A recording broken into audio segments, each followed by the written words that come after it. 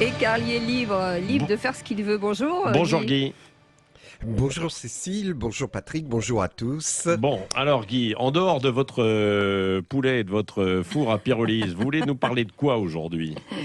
Eh bien, hier, comme je le fais chaque jour, je vous ai écrit, Patrick, afin de vous proposer des idées pour cette chronique. Et juste après que je vous ai envoyé un SMS vous proposant de traiter du romantisme à partir de la phrase « Le romantisme est l'individualisation du sentiment de l'absolu », vous m'avez répondu « Au fait, tu ne parlerais pas de la PMA et de la pénurie de sperme ?»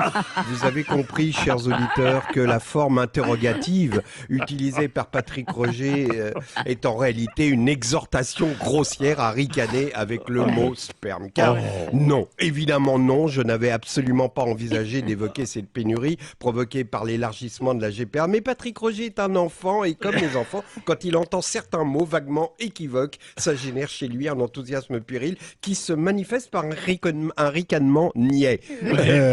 Regarde comme ça d'ailleurs.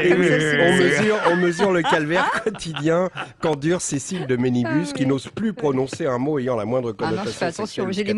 J'ai des mots barrés. Ben oui, sperme, poitrine, flatulence, sous peine d'entendre immédiatement le voilà, de collégien boutonneux de Patrick Roger. Non, Patrick, je ne parlerai pas de la pénurie de sperme alors que l'avenir de la planète se joue en ce moment même à Glasgow, où se tient la COP26, donc qui réunit un certain nombre de dirigeants mondiaux pour trouver des solutions au réchauffement climatique et au désastre écologique. Alors, rappelons que ce chiffre 26 signifie que c'est la 26e réunion du genre et que la précédente, la COP25 à Madrid, a été un échec, aucun accord n'a été trouvé. La précédente, la COP24 qui se tenait en Pologne, avait établi que tous les pays devaient fournir tous les 2 ans un rapport sur leurs émissions de gaz à effet de serre, mais cette mesure devait n'entrer en vigueur qu'à partir de 2024. On l'a déjà évidemment oublié. Alors, on espère que cette COP26 sera plus efficace. Malheureusement, pour l'instant, l'image forte de cette COP, c'est celle qui montre Joe Biden endormi lors du discours d'ouverture.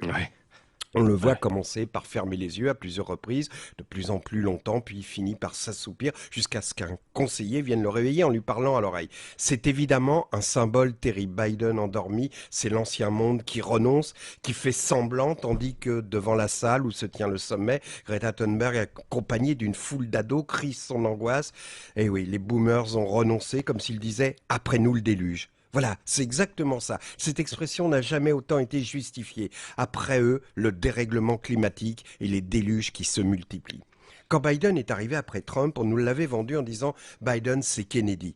Oui, c'est juste. Biden est à peu près dans le tas que celui dans lequel se trouve actuellement John Kennedy. À propos de Kennedy à Dallas, où il a été assassiné en 1963, une foule de sympathisants du mouvement QAnon a attendu hier la réapparition du président défunt. Et oui, leur théorie c'est, et là accrochez-vous, c'est brutal, John Kennedy n'est pas mort, il va apparaître à Dallas pour chasser Biden qui est un pédophile sataniste et ramener Trump au pouvoir. D'accord. Ouais, je vous avais prévenu, mais les images de milliers de personnes qui croient ces conneries et qui attendent à Dallas sont incroyables.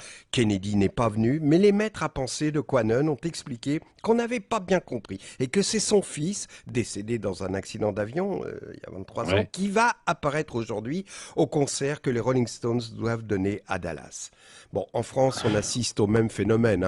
Certains laissent entendre que le général de Gaulle n'est pas mort et qu'il va réapparaître sous les traits de Zemmour. Mais enfin, sérieusement, en écrivant cette chronique, une colère est montée en moi en pensant aux enfants, à nos enfants, en imaginant leur monde en 2050, ce monde que leur laisse le renoncement des boomers endormis, et en pensant que j'allais vous laisser, chers auditeurs, affronter cette journée dans cet état-là avec vos problèmes de santé, de couple ou de boulot. Finalement, vous aviez raison, Patrick, j'aurais dû traiter d'un sujet plus léger comme la pénurie de sperme. Alors pour finir, je vais vous faire plaisir de la même façon que les Restos du Cœur viennent en aide à ceux qui ont faim. Je propose qu'on crée les éjaculateurs du cœur, une association ayant pour but de donner du sperme à ceux qui en manquent. Aujourd'hui, on n'a plus le droit de manquer de sperme pour la GPA. Allez, bonne journée à tous.